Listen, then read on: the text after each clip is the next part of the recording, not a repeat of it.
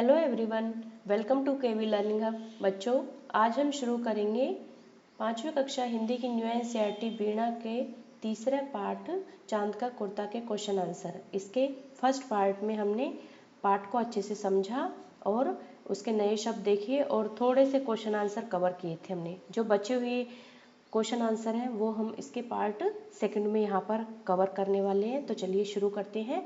अनुमान और कल्पना। क्वेश्चन पहला है इसका, आप अपनी माँ से चांद का दुखड़ा कैसे बताएंगे। दुखड़े का मतलब होता है जो चांद को दुख है, जो भी परेशानियां हैं चांद के साथ में, तो वो आप अपनी माँ को कैसे बताएंगे।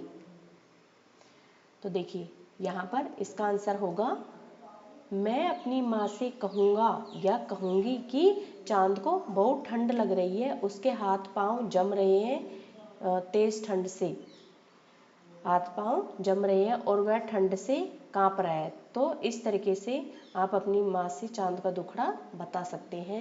नेक्स्ट है क्वेश्चन नंबर 2, गर्मी और वर्षा से बचने के लिए चांद अपनी माँ से क्या कहेगा और वह किस प्रकार के कपड़ों और वस्तुओं की मांग कर सकता है। तो इसका आंसर होगा, चांद अपनी माँ से कहेगा कि माँ मुझे गर्मी से बचने के लिए। तो चांद अपनी माँ से कहेगा, यहाँ ठंड से बचने के लिए नहीं है, गर्मी से बचने के लिए। तो मुझे गर्मी से बचने के लिए क्या क्या चाहिए। सूती कपड़े का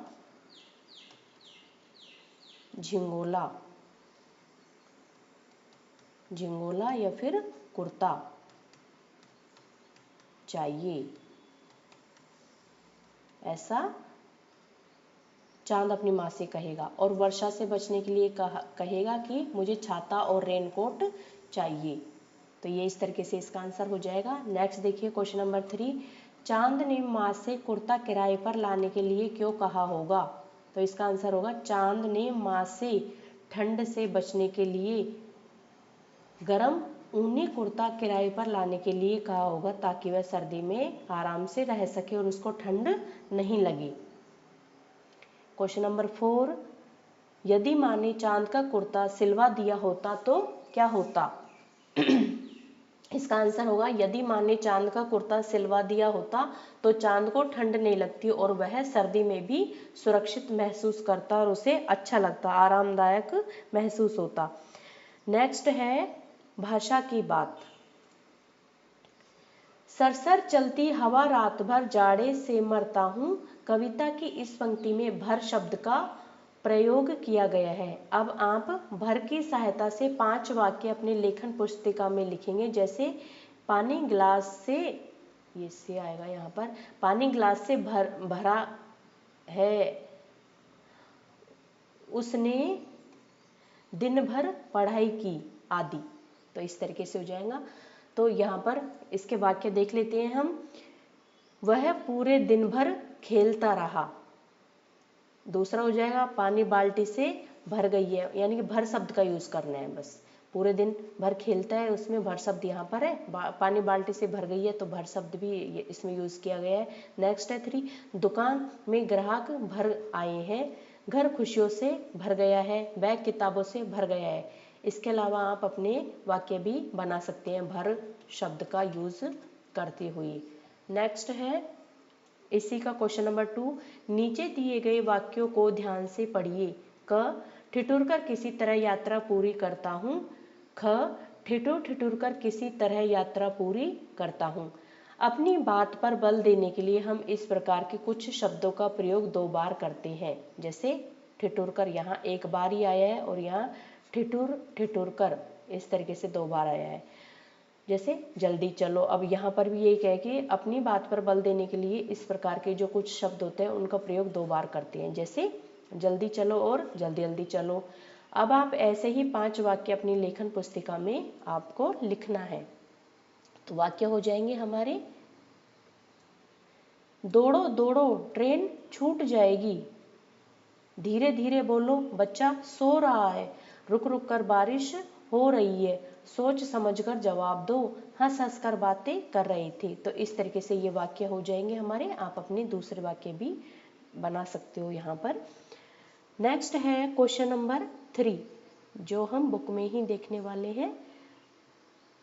देखिए क्वेश्चन नंबर 3 देखिए, नीचे दी गई कविता की पंक्तियों में संज्ञा, सर्वनाम, विशेषण और क्रिया पहचान कर उन्हें दिए गए स्थानों में लिखिए और उनका वाक्य में प्रयोग कीजिए। क्या क्या बताना है आपको?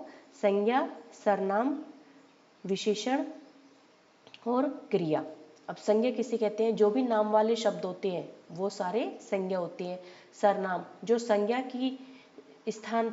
के स्थान पर काम आए वो सर्वनाम होता है, जैसे यह, वह, तुम। और विशेषण क्या होता है? जो संज्ञा और सर्वनाम दोनों की विशेषता बताए, उनके गुणों की कुछ भी बताए तो वो विशेषण होता है। फिर है क्रिया, जो काम वाले शब्द होते हैं जिनसे काम हो रहा है या फिर नहीं हो रहा, उसकी पहचान होती है, उसे क्रिया कहती हैं। तो हमें यहाँ पर भी इसी तरीके से बताना है अलग अलग। अब देखिए पंक्ति 1 दी गई है आपको और इसका यहाँ पर हल करके दिया गया है। ये इसके हल है कि कौन सा इसमें संज्ञा है, सर्वनाम है, विशेषण या फिर क्रिया है। हटकर बैठा चांद एक दिन माता से यह बोला। इसमें संज्ञा शब्द कौन कौन से हो जाएंगे?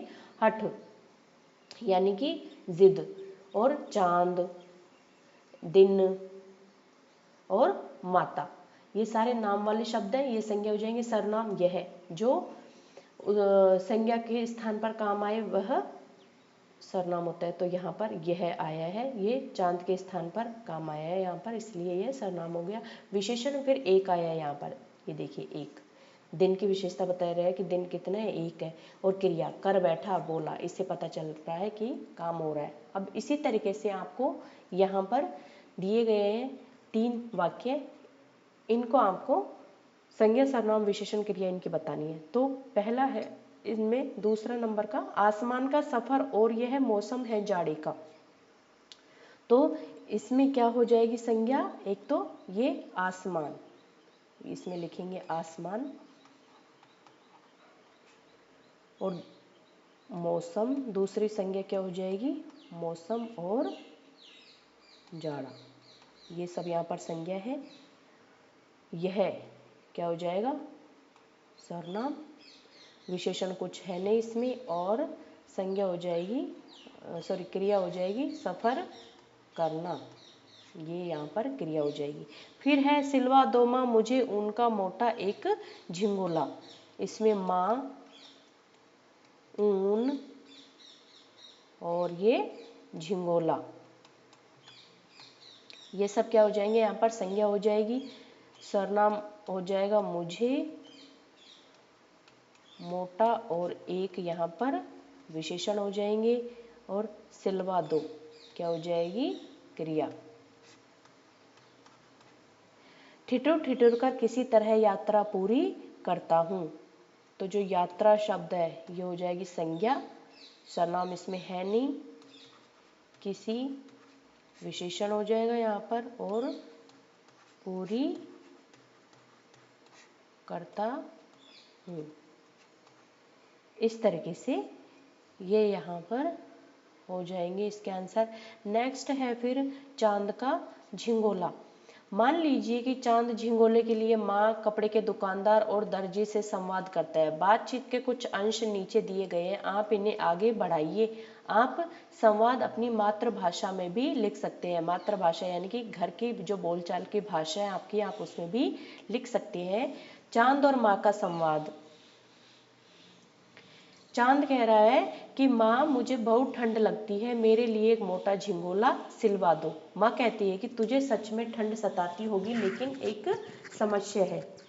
चांद कह रहा है कि समस्या? कैसी समस्या माँ? माँ कहती है कि तेरा आकार तो प्रतिदिन डेली बदलता रहता है, कभी छोटा, कभी बड़ा, कभी एकदम गायब। तो मैं कैसे नाप लूँ तुम्हारी, क्योंकि एक साइज का तो तुम रहते हो नहीं। चांद सोचकर कहता है अरे हाँ, लेकिन फिर भी कोई उपाय तो होगा। तो इससे आगे आपको फिर ये संवाद बढ़ाना है। अब माँ क्या कहेगी? तो माँ कहेगी बेटा तुम ऊन का मोटा झिंगोला सिलवा लो, क्योंकि ऊन है वो फ्लेक्सिबल होता है, थोड़ा बढ़ भी जाता है, थोड़ा सिकुड़ भी जाता है। तो बेटा तुम ऊन का मोटा झिंगोला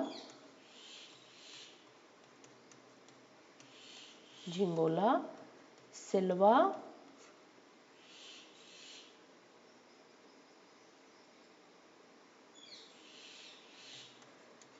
मोटा झिंगोला सिलवा लो, या मोटा झिंगोला पहन सकते हो जो खिंच भी जाए और सिकुड़ भी जाए। चांद कहता है कि हाँ ये ठीक रहेगा,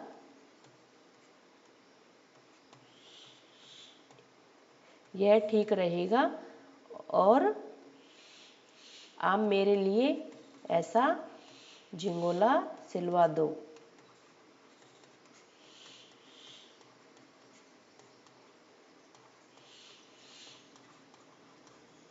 ऐसा झिंगोला सिलवा दो। माँ कहेगी कि हाँ, पर हमें पहले ऊन लानी होगी, पर हमें पहले झिंगोला के लिए ऊन लानी होगी।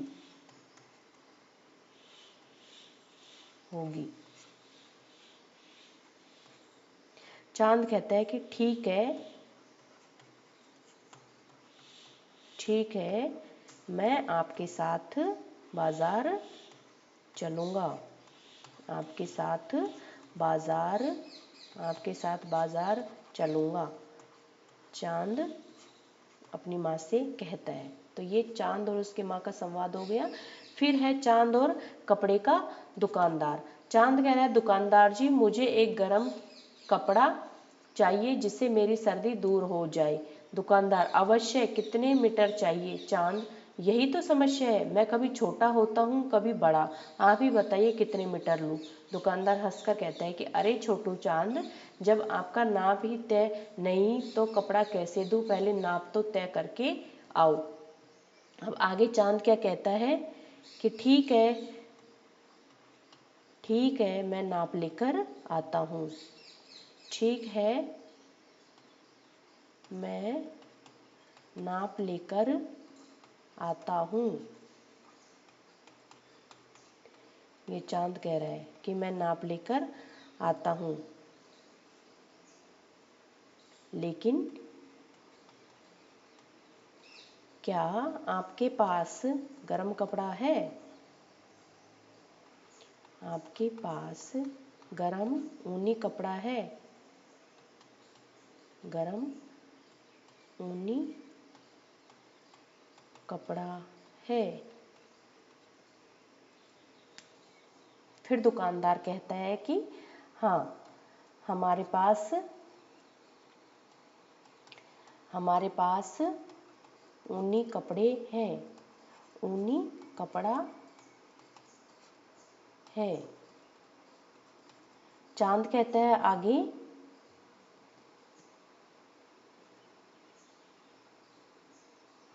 कि मुझे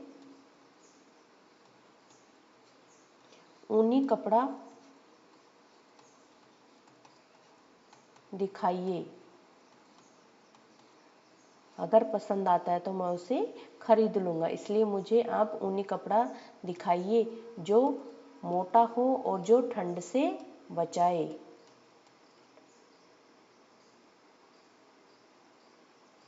ठंड से बचाए। तो दुकानदार कहता है यह लीजिए। दुकानदार अपना जो ऊनी कपड़ा है वह दिखा रहा है, यह लीजिए, यह सबसे अच्छा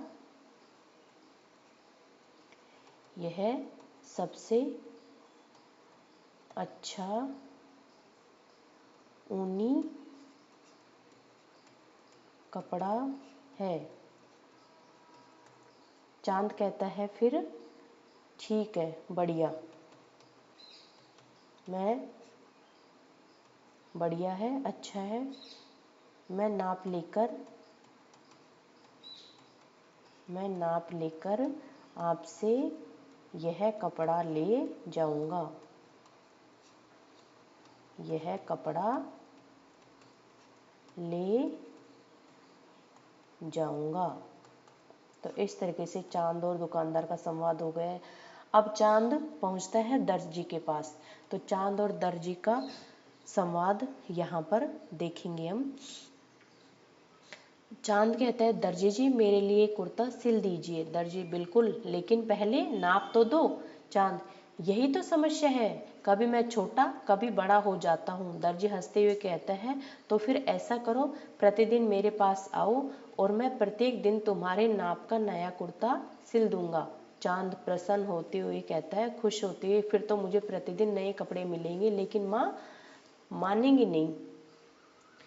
तो फिर दर्जी कहता है, तो माँ को भी साथ ले आओ। तो माँ को भी साथ ले आओ।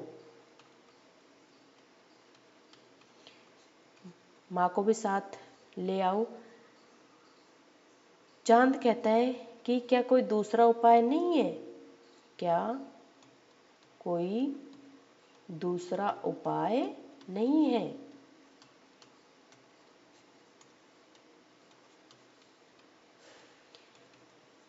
दर्जी कहता है कि एक बड़ा सा झिंगोला सिल देता हूँ।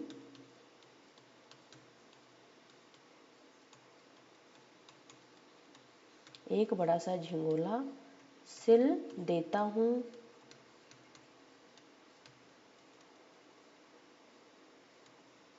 जिसे तुम रोज पहन सको।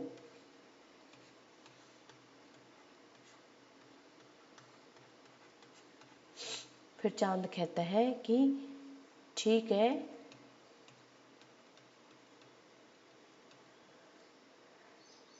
धन्यवाद।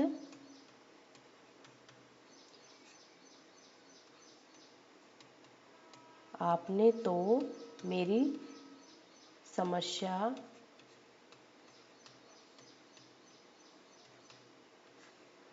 हल कर दी। आगे देखिए, अब आप इन संवादों पर कक्षा में शिक्षक की सहायता से अभिनय करेंगे। आपको एक्टिंग करनी है क्लास में अपने टीचर्स की हेल्प से। नेक्स्ट है कविता से आगे। पहला इसमें, क्या चांद की तरह आप भी अपनी माँ से किसी वस्तु के लिए हट करते हैं? आप अपनी माँ को इसके लिए कैसे मनाते हैं? तो इसका आंसर देखिए, ये तरीका सबका अलग अलग होगा, तो आप अपना आंसर खुद का भी लिख सकते हो यहाँ पर। तो इसका आंसर होगा हाँ, कभी कभी मैं भी अपनी माँ से चीज़ों के लिए हट करता हूँ या फिर करती हूँ। मैं उन्हें प्यार से मनाता हूँ, मनाती हूँ और समझाती हूँ कि वह चीज़ मेरे लिए क्यों ज़रूरी है। नेक्स्ट है क्वेश्चन नंबर 2, आपकी माँ आपको किसी काम के लिए कैसे मनाती है? अगर आपकी माँ को कोई काम करना होगा तो आपकी माँ आपको कैसे मनाएगी, वो यहाँ पर आपको बताना है। तो इसका आंसर होगा कि मेरी माँ मुझे प्यार से समझाकर और अच्छे से बात करके और कभी कभी कहानी सुनाकर मनाती है। नेक्स्ट है क्वेश्चन नंबर 3,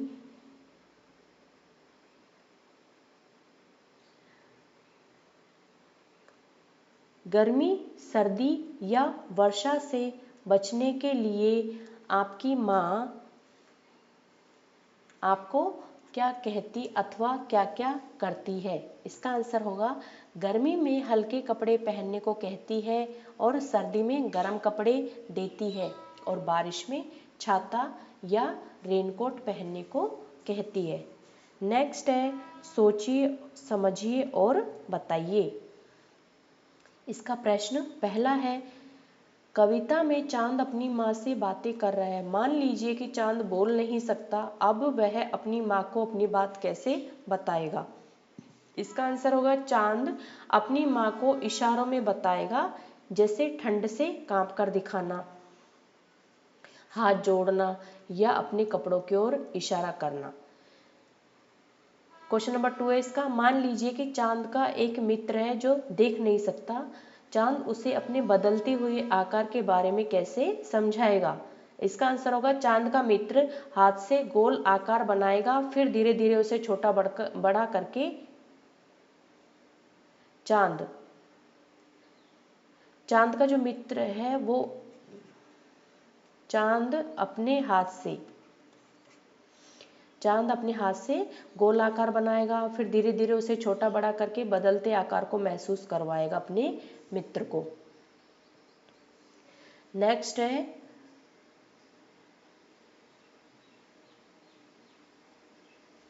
पढ़िए और समझिए।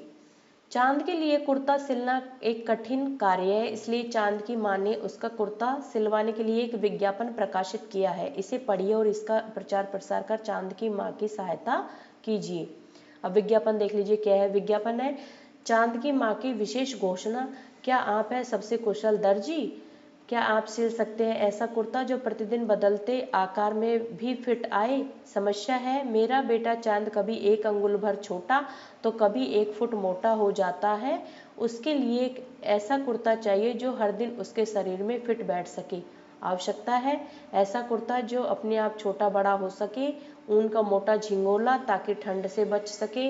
यदि कुर्ता नहीं बन सकता तो भाड़े का भी चलेगा।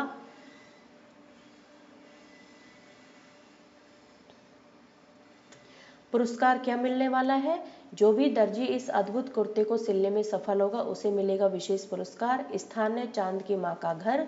संपर्क करें, आकाशवाणी से संदेश भेजें, शीघ्र आवेदन करें क्योंकि चांद ठंड से ठिठुर रहा है। तो यहाँ पर ये विज्ञापन हो गया चांद की मां का। अब एक रोचक विज्ञापन तैयार कीजिए जिसमें आप अपने लिए कोई वस्तु मंगवा रहे हो। तो यहाँ पर इसका एक एग्जाम्पल ये रहा। आप अपना अलग से विज्ञापन भी बना सकते हो। प्यारी रीना की विशेष घोषणा, क्या आप है सबसे होशियार बैग बनाने वाले? क्या आप बना सकते हैं ऐसा बैग जो हर बार बदलते सामान में भी फिट आ जाए? समस्या है, रीना कभी स्कूल कम किताबें लेकर जाती है तो कभी ढेर सारी। उसका बैग या तो खाली खाली रह जाता है या फटने की कगार पर पहुंच जाता है। इसलिए उसे ऐसा बैग चाहिए जो छोटा बड़ा हो सके और कंधों पर हल्का लगे।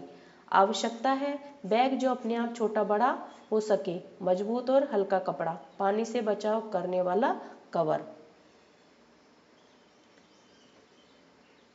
पुरस्कार, जो भी दर्जी यह जादुई बैग बना देगा उसे मिलेगा रीना की तरफ से मीठी टॉफियों भरा डिब्बा और सुपर बैग मेकर का खिताब। स्थान है रीना का घर। संपर्क करें, पास की डाक से चिट्ठी भेजें, शीघ्र आवेदन करें क्योंकि रीना का पुराना बैग फटने वाला है। तो यहाँ पर ये विज्ञापन देखा हमने, आप अपना भी बना सकते हैं। आप नेक्स्ट है आपकी कलाकारी। आइए चांद के लिए कुर्ता बनाइए। सामग्री होगी रंगीन कागज, गोंद, कैंची, ग्लिटर, कपड़े के छोटे टुकड़े।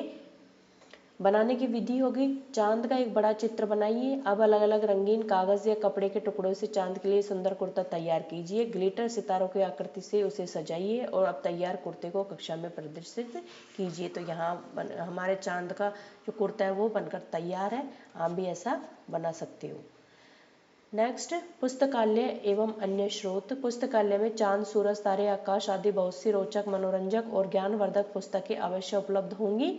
उन पुस्तकों को ढूंढकर पढ़िए और उनके बारे में कक्षा में चर्चा भी कीजिए। आपको ये खुद से करना है।